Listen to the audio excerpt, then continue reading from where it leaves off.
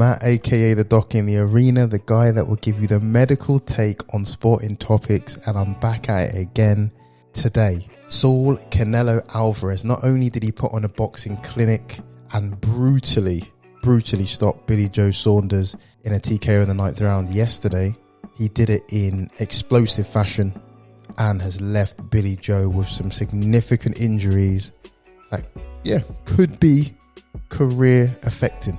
That's for sure. Now, I'm going to get into the fight and the injuries shortly. We'll have a watch along, and then I'll explain to you what the injuries are and how it's going to affect him.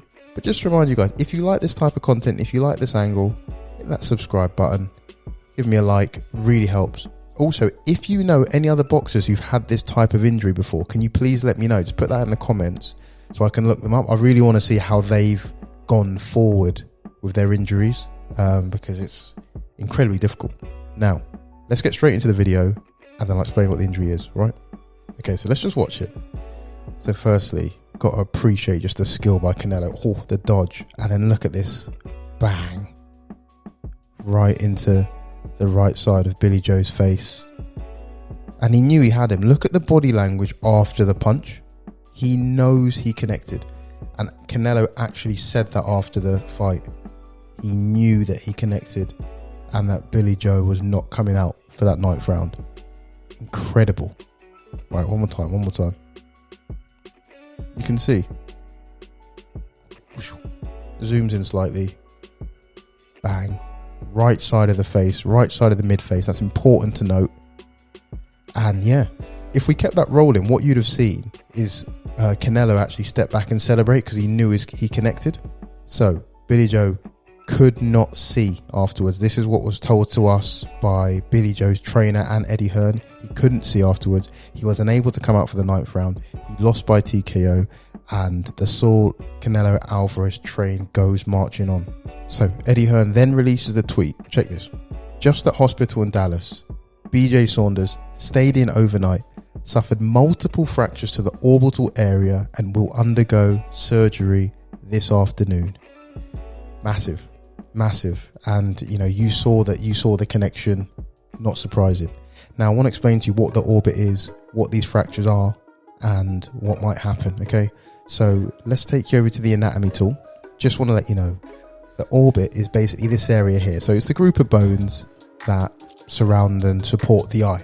Okay, so he suffered multiple fractures to those structures. Okay, now let's go into the video.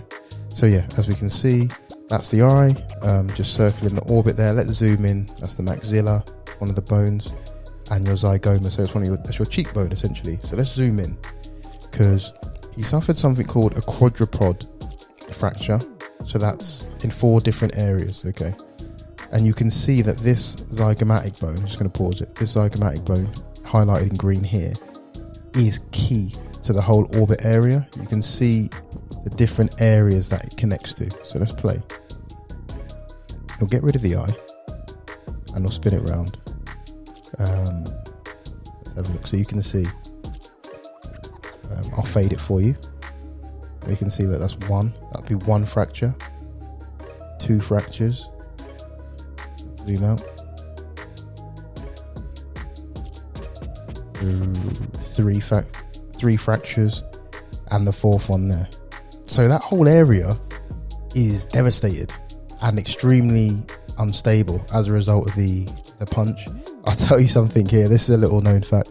These type of injuries, as doctors, we ask the patient to not blow their nose, because there's now space in this area that's supposed to be all solid and hard. You can actually get air and gunk from your nose going into your eye area and your brain area, causing massive infection. That's just a little separate point. But Joe, he's not going to be able to blow his nose for a good while. More importantly, the orbit supports the eye. So if you have a fracture of the orbit and leaves it unstable, your eye can basically drop down.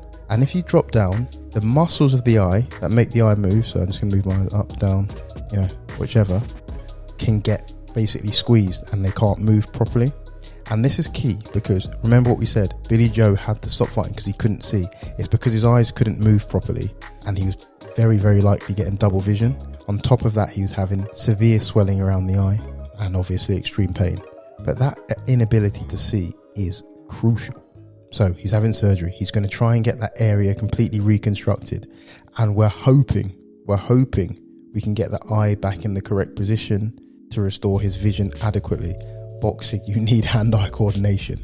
If your hands are there but your eyes are over there, you're going to have big trouble, okay? This is what we call in England a good old-fashioned getting your face smashed in.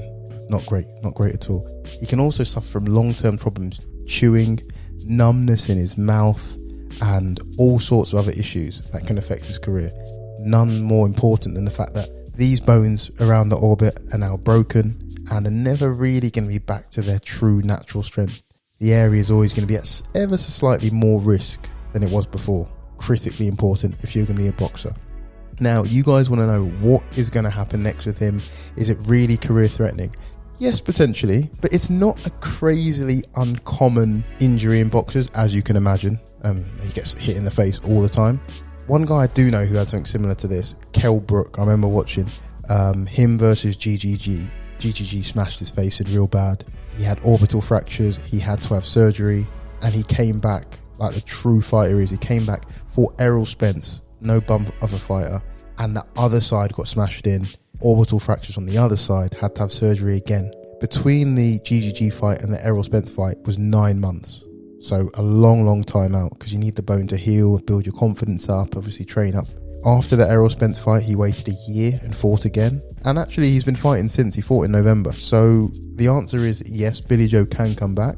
He can come back to a high level, but it's got to be a slow process. He's got to take his time and make sure he's ready. These boxers are warriors. I'm sure he'll want to come back, and good luck to him. But it's that vision, making sure that vision's okay, making sure the surgery goes perfect and those bones recapture their strength. That's really important. Remember, put in the comments if there's any other fighters that I've missed that have had this type of injury and come back successfully. That's what I'm interested in. If they come back really successfully, that's really interesting to me. Other than that, I hope you enjoyed it. If you did enjoy it, a like would be really good. And subscribe, join the party. You guys take care. Let me drop my music and I'll leave you. Where we at? There we are. Have a good one.